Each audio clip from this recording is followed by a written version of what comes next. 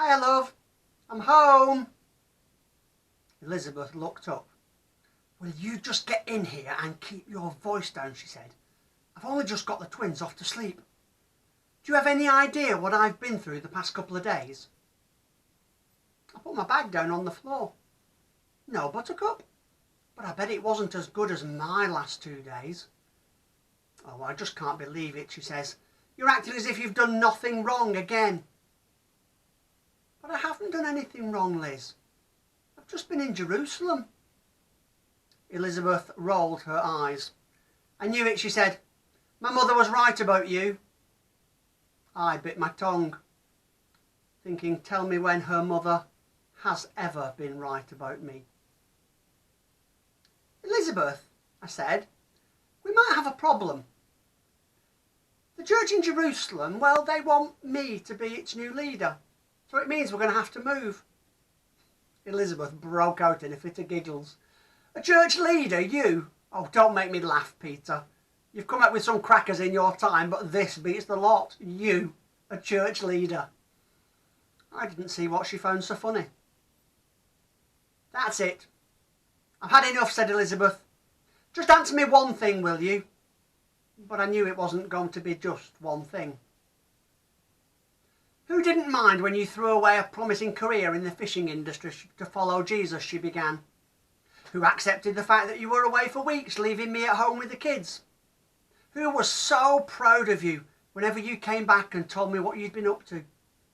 Who tried to understand when you said Jesus was going to build, oh now what did he call it, what's the word? Church. When Jesus said he was going to build his church on top of you. Who was there when you got all depressed? After you'd said you'd denied knowing who Jesus was 3 times. And who was it who offered you a shoulder to cry on after Jesus had been killed? I looked down at the floor. I didn't need to think long to answer all those questions. It was you, Elizabeth. It was you. Yes, she said. Heaven knows I've supported you going back and forth from village to village, even going back to Jerusalem to wait for whatever it was Jesus was supposed to be sending. You mean the Holy Spirit? I said. Elizabeth tutted. Some sort of spirit, I'm sure. And you were promising Methodist in the making. Oh, your mother, she had such high hopes for you. But the shame of it. The news is going to be all over the village, all around the market. My husband drunk in public at 9 o'clock in the morning. I've already had Martha here all morning, lecturing me on the evils of the demon drink and asking, how long has your husband Peter been an alcoholic? But Poppet, I wasn't drunk. I've never been drunk. Well, that's not true. There was that one wedding that we went to in Canaan, but you should have tasted the wine. It was fantastic. Just let me explain. Elizabeth looked at me. I don't know if I want to hear it, Peter, she said. It had better be good. Right, I began. Well, we went off to Jerusalem, you know, me and the boys. We went to wait for the Holy Spirit, just like Jesus had instructed us. Nous sommes tous ensemble dans une maison, quand il y a une grande vente. Elizabeth's face told me everything. Peter, will you stop talking gibberish? Oh, sorry, I said. It mustn't have worn off. Worn off, she said. What? The effects of the alcohol?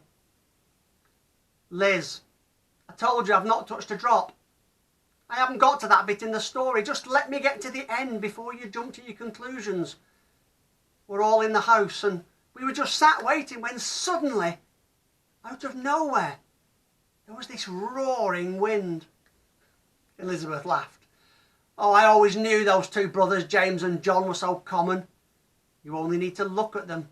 You only need to look at their mother to see them trying to push to the front of the queue. Elizabeth, no, not that kind of wind. There was this wind all around us and suddenly tongues of fire started to appear above our heads. Elizabeth let out a sigh.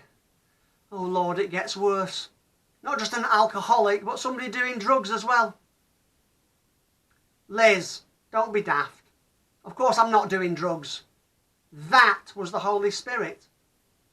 Anyway, we rushed out and we began to stop everybody in the streets. We began chatting to them, speaking to them, and it was amazing. It didn't matter what language they spoke, they could hear us. I stood up and I said, Bruder, het was ich auch zu sagen habe. You said what? Elizabeth said. Oh, sorry, Cupcake. Did I do it again? I said to them, brothers, listen, I've got to tell you all about the prophet Joel, all about Jesus. And you know what? 3,000 people believed what I said, which, judging from your face, my love, is about 3,000 more than are believing me right now. But it means we've got to move. We've got to start a church in Jerusalem. We've got to put this house on the market. We've got to start to pack. Elizabeth just said one word. Peter! Yes, dear? Oh, shut up, she said. Is that the best you can do after 2 whole days trying to come up with a story? That's it? But that is it, I said back to her.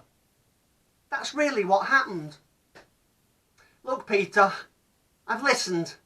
I've listened when you told me all about seeing Jesus with Moses and Elijah up on that mountain. I didn't bat an eyelid when you came home soaking wet after you thought you could walk on water.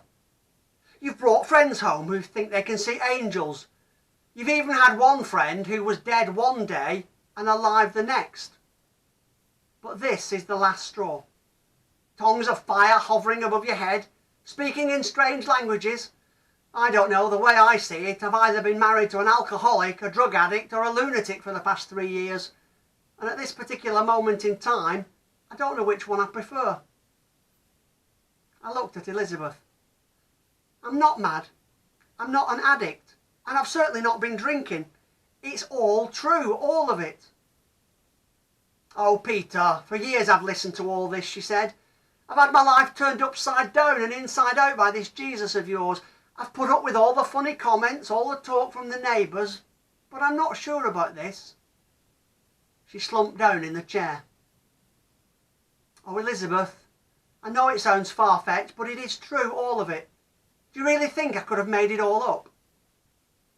She looked at me. Well, maybe not all of it. I know some bits are true because I've heard people talking down the market. There you go then, I said, sitting down next to her. I'm telling you the truth. You've got to believe me, love. Elizabeth looked at me. I want to believe you.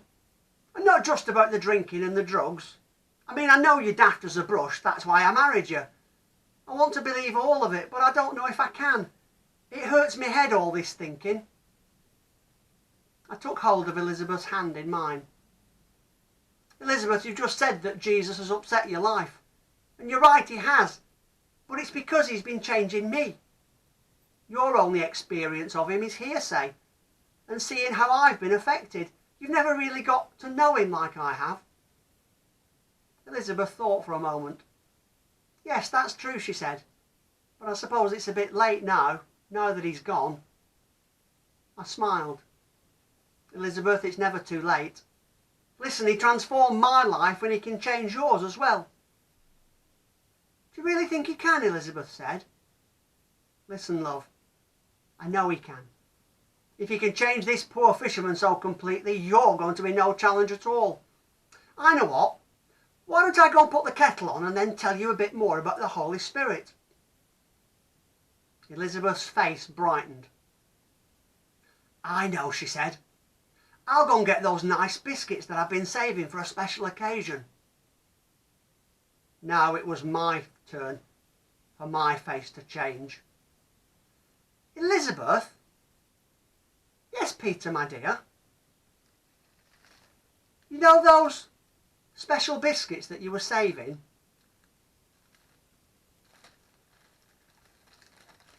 I think I can explain.